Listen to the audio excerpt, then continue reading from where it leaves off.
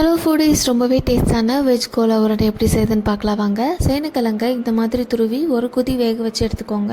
அடுத்ததாக பூண்டு, இஞ்சி, பச்சை மிளகாய், வெங்காயம், தேங்காய் எடுத்துக்கோங்க. 3 டீஸ்பூன் பொட்டுக்கடலை, 4 கிராம்பு, 2 துண்டு பட்டை எடுத்துக்கோங்க. இது எல்லாத்தையும் மிக்ஸி ஜாரில் போட்டு 1-2 அரைச்சி எடுத்துக்கோங்க. ரொம்ப நைஸாக வேண்டாம், நீங்கள் பருப்பு வடைக்கு அரைக்கிற மாதிரி அரைச்சிக்கோங்க.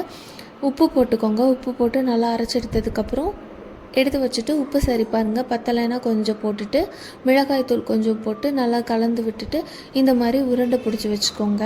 எல்லாத்தையும் உருண்டை பிடிச்சி வச்சுட்டு அதுக்கப்புறமா கடாயில் எண்ணெய் ஊற்றி அது நல்லா சூடாகட்டுங்க. சூடானதுக்கப்புறம் மீடியம் ஃப்ளேமில் வச்சுட்டு இந்த உருண்டைகள் எல்லாம் அதில் உள்ளே போட்டு நல்லா ஃப்ரை பண்ணி நல்லா கோல்டன் ப்ரௌனாக வரும், அப்போ எடுத்தால் போதுங்க. இப்போ நீங்கள் நான்வெஜ் எல்லாம் சாப்பிடல, உங்களுக்கு நான்வெஜ் சாப்பிடணும் போல் இருக்குது அப்படின்னா நீங்கள் இதை கண்டிப்பாக ட்ரை பண்ணலாம். ரொம்பவே நல்லாயிருக்கும். மட்டன் கோலா உருண்டை எப்படி டேஸ்ட்டாக இருக்குமோ அதே மாதிரியே சேனக்கிழங்கு கோலா உருண்டையும் அதே அளவுக்கு டேஸ்ட் கிடைக்குங்க. செஞ்சு பார்த்துட்டு எப்படி இருக்குன்னு கமெண்ட்டில் சொல்லுங்கள்.